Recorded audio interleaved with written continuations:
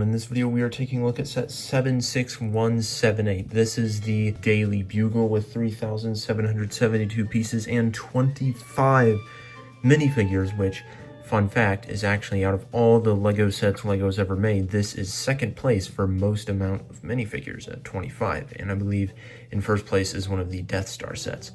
So yeah, this set is really, really nice, looks really good in the city, and was a great building experience, so let's get right into it. Since this set has so many minifigures, we're going to be taking a look at all the smaller stuff first. So we're going to start off with Spider-Man himself, and I think it looks very, very good. It's got that nice arm printing, and it's just more that light blue, which again, I really, really like, so I was very happy to get this style of Spider-Man. This is J. Jonah Jameson, one of my favorite characters, not in the set, but just like in the movies. He's got a pen here, which for the longest time I thought was a lipstick, but it is a pen, which makes a lot more sense. He's got this hairpiece, which I've never had before. Cool to have that. He's got a smile there.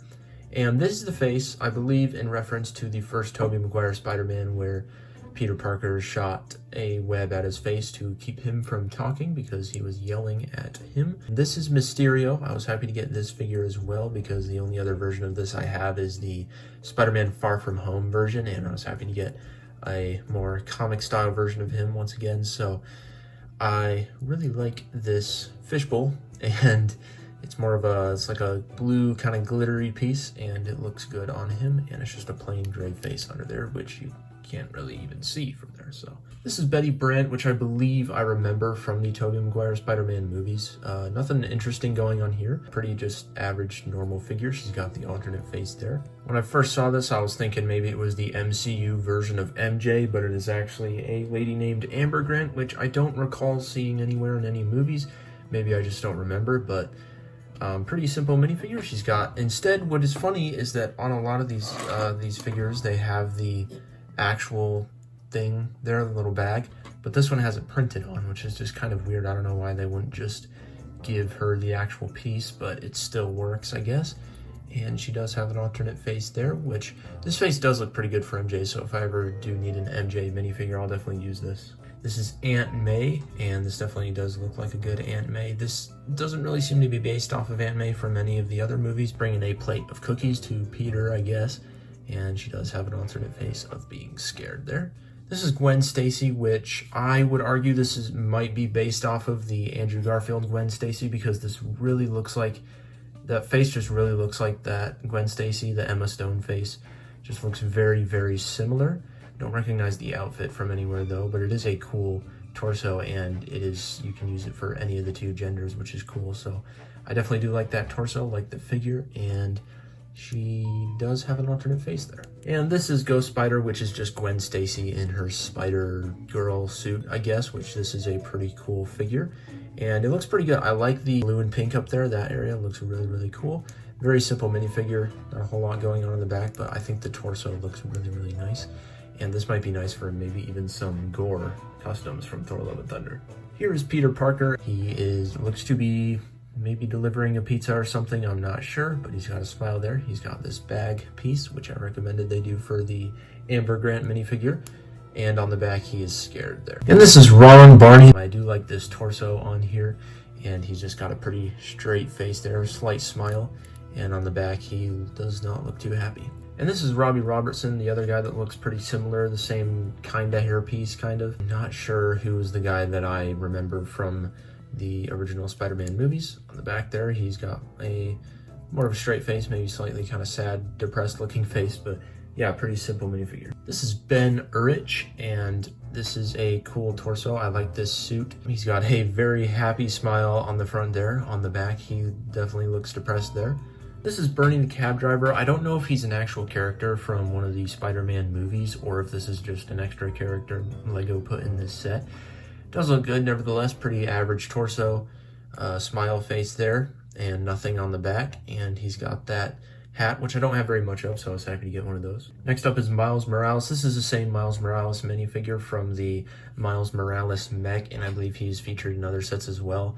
Although I already have this figure is a very, very nice looking figure. He's got the dual molded legs. The torso looks really, really nice. I've always loved this figure, how it's a mix of the suit under there with the sweater over the top. This figure is absolutely amazing. It doesn't do a whole lot for me since obviously I already have this figure, but it is still very, very cool for anyone who does not have it. This is Firestar, which I believe I'd heard that name before, but I mean, honestly, I don't think I really even knew she existed until I saw her in this set, but I guess she looks good. There's not a whole lot going on. There's not a whole lot of details. She's got that mad face there, happy face there, and she does come with some accessories for like fire shooting out of her hands, which I'll show towards the end of the video. Here we have Spider-Ham from Spider-Man Into the Spider-Verse. I was happy to get this figure. He's really funny. He's got the little Spider-Man face on the pig nose and on his actual head. For a while I thought that this pig nose was just a 1x1 round tile, but it is just part of the head mold, and it's just really cool and really funny. And I like how it's also got a little pig face on the spider symbol there. So funny, cool figure. This is Black Cat, which I always mistake for a Catwoman. Every time I see this character, I always think that it's a DC character. I have to just remind myself that she's actually from Marvel. Looks like she has a crystal there. I don't know if she's a villain or a superhero or an anti-villain. I'm not sure. I think she's a superhero. I'm not sure though. She's got a little whip there, and she looks like she's wearing more of a kind of a coat kind of thing. Not a whole lot of details going on, but it does look good. Mad there. Smile on the front. So yeah, here we have Green Goblin, which I am just going to show him on his glider. This glider does look pretty cool and pretty accurate. I like the big flame piece coming out of the back there. Looks very nice. Anyways, Green Goblin himself looks pretty good. It's definitely not like the Tobey Maguire Green Goblin where he's wearing a mask. He's an actual Green Goblin, I guess you could say. He's got that same pack bag thing that Peter Parker has on him. And the torso and legs is actually quite detailed. I do really like this figure and the amount of detail there is on it. He's got like an elf kind of hat. He kind of looks like an elf more than a goblin to me, honestly. But yeah, he's got that big smile or laugh. Why isn't this focusing? On the front and on the back, he looks pretty mad. So yeah, good figure there. And the other character that has a build is Sandman. I kind of wish they would have given him an alternate leg piece so he could just kind of walk around instead of having this. But this is basically the character, and I will look at that in a minute. But this is the large sand build that you can build for him coming out of the ground, and he's got some metal mixed in there. I really like the details with this. It's also pretty articulate, kind of. You can get some different positions in there. Looks pretty good. And they maybe overdid it a little bit with the amount of metal that's on this, but I think it looks pretty good overall. Anyway, Sandman himself looks very good. This piece, I've always been confused on this piece. It's in a lot of Lego sets just with different colors, and I've always been confused about how this piece works, but it just has the same kind of leg stubs coming out of there to go into the torso. I like how they've got like half sand, half shirt on there. Looks cool, as well as the sand on the arm there. I believe this is like isn't this like a Star Wars face? I'm not entirely sure. I don't really know much about Star Wars, but I believe that is a face from Star Wars. Correct me if I'm wrong. And this is Venom, which I was happy to get Venom and Carnage in this set. We'll look at Carnage next. But he's got all these things coming out of him, all the symbiote coming out of him, I guess. I don't know. They give you some options here for little weapon things to use, and it's not very detailed, to be honest, but I mean I don't really know what else you could do with the figure, to be honest. There's really no need for leg printing or anything, so I think it looks pretty good. And Carnage is a little more detailed because he's got some printing on the legs. I do like how they considered the fact that Carnage has the ability to make like weapons out of himself, so they put some more like sword sharp pieces here, and he's got kind of the same thing coming out of the back there. And everything on this figure looks a little bit more detailed than Venom, but they look pretty similar, to be honest. This is probably my favorite villain minifigure in the entire set is Dr. Octopus. I really like the way they did the big arms. Now, they're kind of hard to move around. They're not that easy, but they are pretty, you can get some pretty cool positions if you just take the time to get them right. But yeah, they're pretty, you can do a lot of stuff with them if you want to. And I don't think this really looks like the Dr. Octopus from the Tobey Maguire Spider-Man. I'm not sure if that's what they were trying to go for, but it definitely looks like him. These goggles honestly look kind of funny. He's got a big smile there, and on the back, he's just got more of a straight face, which that face actually looks like the Dr. Octopus from the 2004 Spider-Man. And I like the torso as well. It looks pretty good. Kind of reminds me of a Vulture minifigure too. I've saved the last 3 minifigures that are my favorite ones for last. First, we're gonna look at Daredevil, and wow, this looks really, really good. There's not like a whole lot of detail or anything, but it just still looks really, really cool. I really like that hexagon print in there, or maybe that's just circles, I don't know. And it's got the Daredevil logo on the front there. It looks really nice. He's got his sticks, and it just looks really, really good. And this is the Punisher. Wow, this looks really, really good. He's got the dual molded legs, and he's got a couple guns that look quite nice. I just love that logo on the front. It looks so good. I like how the skull kind of goes into these pouches here where he keeps bullets or grenades or whatever he wants to put in there. And not a whole lot going on in the back, but for some reason this minifigure just looks so good. Smile on there. He's got a band-aid on the back, which is some cool extra detail. That might be a reference to the Punisher movie that they made. I've never seen it, but it is a cool figure. And this might be my favorite minifigure in the set. It's kind of hard to decide what my favorite one is, but this might be my favorite one, is Blade here. He's got those really cool glasses on, really cool face. Since he is bald, there's no alternate face, unfortunately, but it is fine. And this is the first time I've ever gotten these sword things. I forgot what this thing's called, but I could never understand how these worked until I got it, but it does definitely make a lot of sense. And there's not a whole lot of detail on the torso. A lot of these minifigures aren't actually very detailed, but they still look really good for some reason. And yeah, just a very, very good figure. And before we take a look at the Daily Bugle itself, let's take a look at the two vehicles that are included in this set. The first one being the taxi. This taxi looks really, really good. It just looks like a classic New York taxi. I really, really like it. And it was quite detailed. It was kind of annoying to build this in the middle of the set because you just want to really get the building done, see what it looks like, and then you got to build this thing. But it turned out very good. It's very worth it for sure. I like the antenna here on the side. You've got the one mirror, and it just looks super, super good. I love the taxi sign on the top for some reason. And on the back, it looks really good. And I love how they use this old-fashioned pistol piece for the exhaust pipe. It looks very nice. So yeah, interior, it's just enough room for two minifigures, but I think this thing looks very, very good.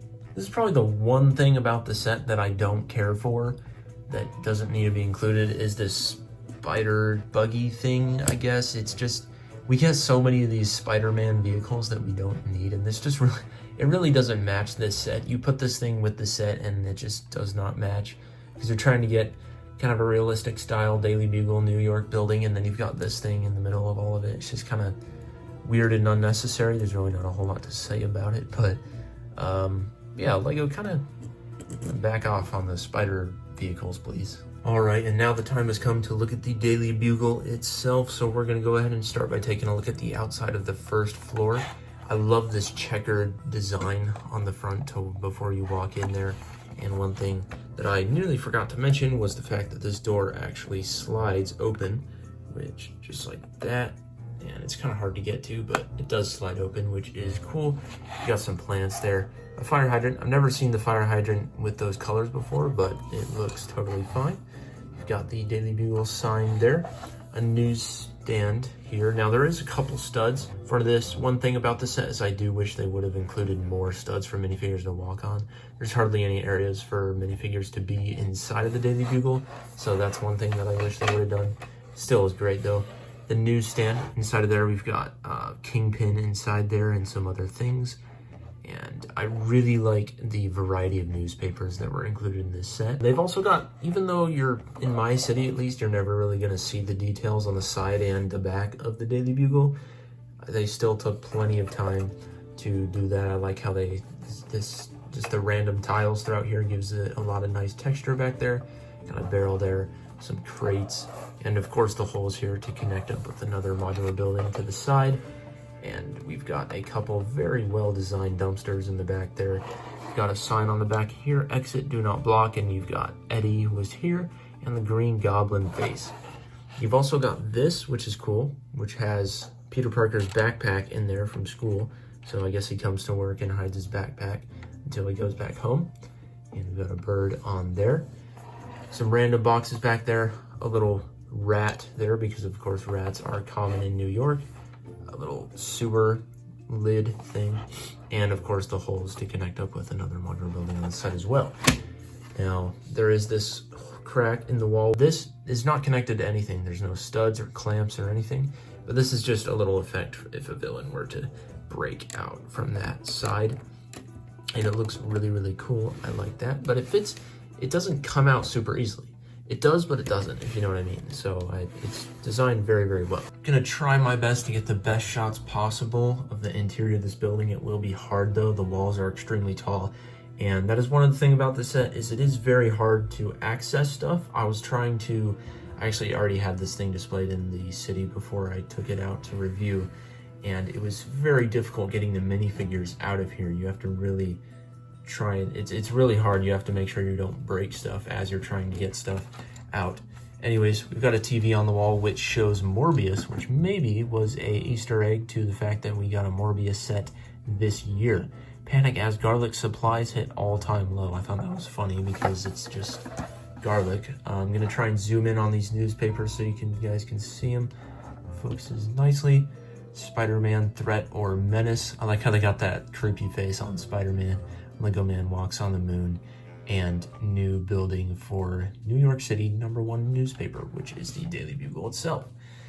They've got elevators on every single floor. Try to get the best angle possible. Got a couple buttons there. I really like those arrow pieces. They do give you an extra one of those. Those are prints. There are plenty of stickers in the set. There's actually not as much as I thought there would be, which was nice. We've got some maybe awards down there that the Daily Bugle has won for #1 newspaper in New York City. The front desk there looks very nice. I like that curvy design. Got a little gate to get behind there. I like how they tiled everything off in this set on the interior. It looks very, very nice. There is the door there. And you've got some seats there for a waiting area and a couple newspapers behind there, which says no crime, no thanks to Spider Menace. And one thing that is probably the highlight of the first floor is this vending machine in the back, which I'm gonna zoom up on as well. But yeah, you've got 4 drinks in there. I guess you can't really see the 4th one, but it looks very good. That was so well designed. You've also got that exit sign on the door from the inside as well. One thing I did forget to mention is there is actually stuff inside of these dumpsters. In this one, you've got some drinks, probably from the vending machine. And in this one, you've got just some food and a moldy hot dog. All right, here's the second floor. We're gonna go ahead and take this front window piece off. All the floors except the first floor have a removable front to get onto the inside easier. And this is probably one of my favorite parts of the set. My favorite parts of the set is these large TVs with the news. Vote Osborne for mayor. We've got the Daily Bugle News, Kurt Connors, Miles Warren, and Scarlet Spider. And on the side here, you may see this line, and you guys probably wouldn't have even thought anything of it if I didn't tell you, but when I was ripping the sticker off of the sticker sheet to put this on here, the corner actually came off, so I had to try and place that in the best I could, and unfortunately there's a white line there that is not supposed to be there, but honestly, from a distance, it's hardly noticeable, and even when it is noticeable, it doesn't even look like a problem. So we've got villains promise to stop being bad guys. Can they be trusted? That's funny. This front doesn't actually connect to the second floor unless it is on the first floor, on top of the first floor. So we'll just take that away there. And there's not really a whole lot going on the exterior of this, just a lot of windows. And fun fact, there are 347 of these 1x2 window pieces in this set. Also like how they included the stairs on the ladders on the side of the building to get all the way to the top. It looks very, very nice. There's a better angle view of one of the elevators. I think they look really nice. Unfortunately, you cannot open them and they are not functional, but they do visually look very good from the outside. We've got more newspapers on the side here, which I'll try to get a good angle of once again. Times, Scare, Spider-Man No More in the middle, kind of hard to see that, and Doc Ock still at large on the one all the way to the left.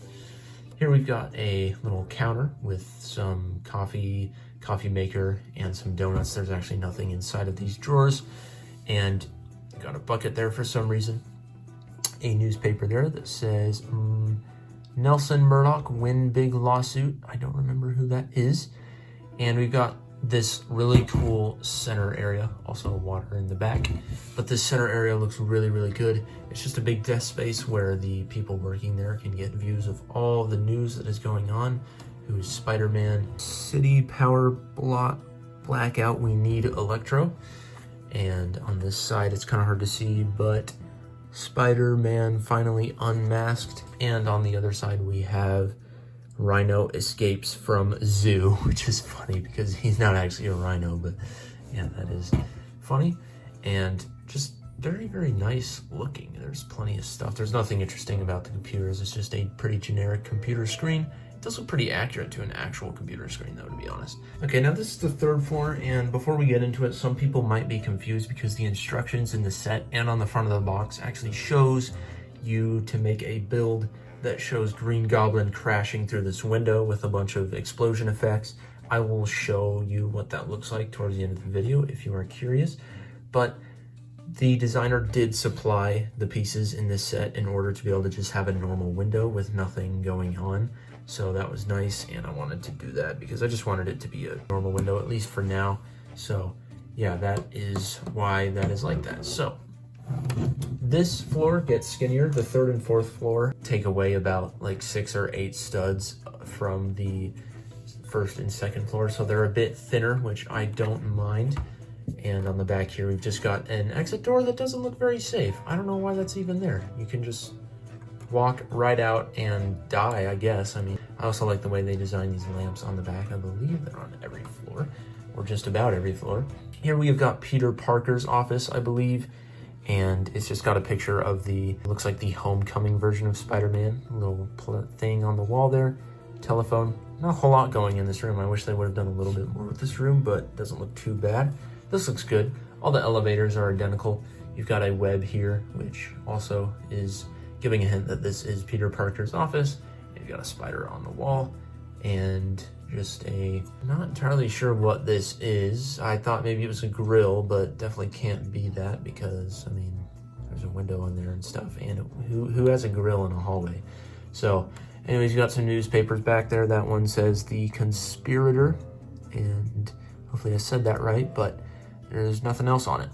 You got some cabinets here with a pizza box and a camera referencing Peter Parker himself. He's a photographer, and he also delivered pizzas in some of the Tobey Maguire Spider-Mans. A couple boxes there, and oddly there is no door there. Here's the fourth floor. This floor is a little bit more detailed than the third floor.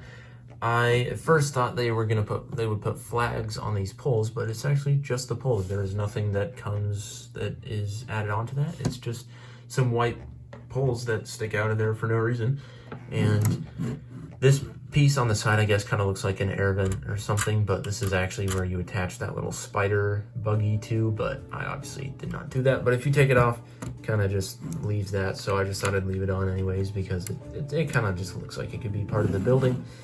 On the back, we've got a billboard instead of a TV that says Just the Facts with J. Jonah Jameson, and a couple lights there. That one is not straight.